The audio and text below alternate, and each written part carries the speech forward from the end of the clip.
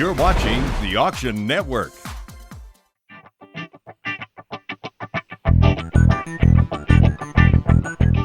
I'm Rochelle Rose in Vancouver, Canada, at the largest flower auction in North America for a Valentine spectacular.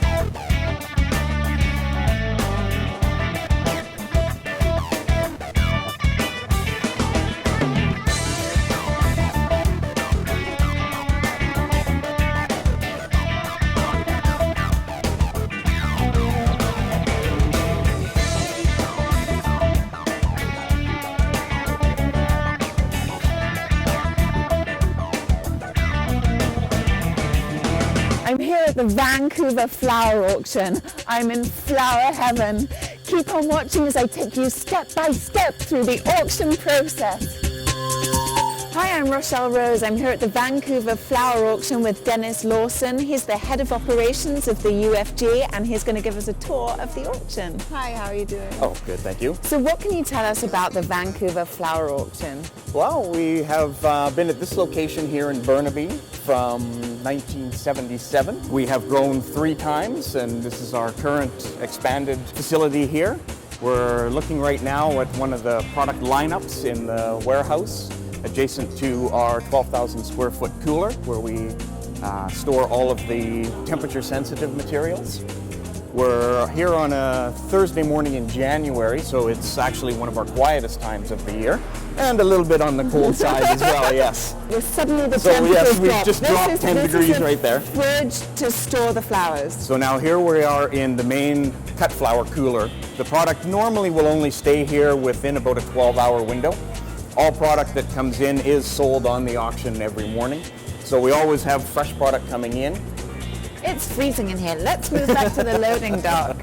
So what are we going to see today? What's popular for Valentine's Day? Popular for Valentine's Day is still and always seems to be roses. And that probably is because guys are a little less creative and go with what they know. So red roses are still on top.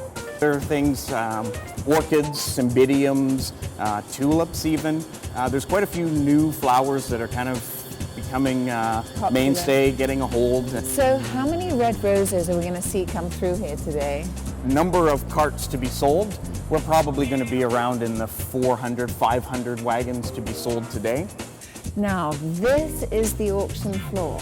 This is the sales gallery. We have 4 clocks that do the selling. One is just a spare. They run simultaneously, so we actually have 3 separate auctions all running at the same time. One clock sells mixed, locally produced cut flowers. The other clock sells cut flowers in large quantities. And then our third auction is our potted plants. This is where the buyers will sit. Yes, what happens is this is a silent auction. So customers come in, they log in their account information to these little keypads that are on every single desk. So on their keypad then they can switch between what we call clocks A, B, and C. So if they see potted plants they want to buy, they will switch their clock to C. They'll see the price come up on the clock that they want to ring in at, and then they can ring in and buy whatever quantity they're looking for. So this is a Dutch-style auction. Can you explain what that means? A Dutch-style auction is an auction in reverse. So most traditional auctions where you have your starting price and you bid upwards, this on a Dutch-style auction, we have a higher than market price, and we take that price and we drop. The price will drop until either a customer decides that that's a good price, they'll ring in, or growers have the ability to what we call zero the product. So if the price drops too long, too far, and the grower is unhappy with that, they can stop the sale. Right. And we'll kick it out with no sales occurring on that transaction. What's the role of the auctioneer? What the auctioneer is doing is that is the last point where we are correcting any problems. So the auctioneer is doing a final check of the product that comes in front of the customers for sale. They are watching the pricing. If the market is hot and the prices are higher than what was expected, the auctioneer may be lowering the prices before they start. The auctioneer is also setting the pace of the auction, make sure that the selling in the gallery is smooth, we don't have interruptions or stoppages. The overall consistency of the clocks is maintained throughout the day. What's the connection between the bidding system and the clock? Each keypad of 500 keypads are connected into the auction system.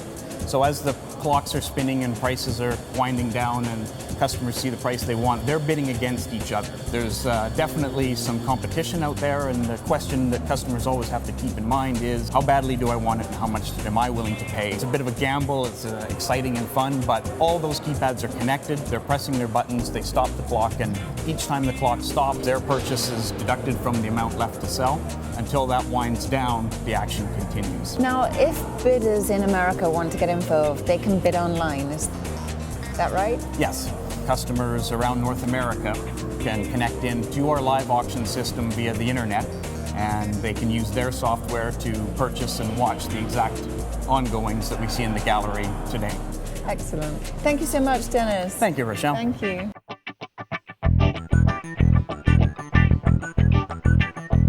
Stay tuned for more from the Vancouver Flower Auction.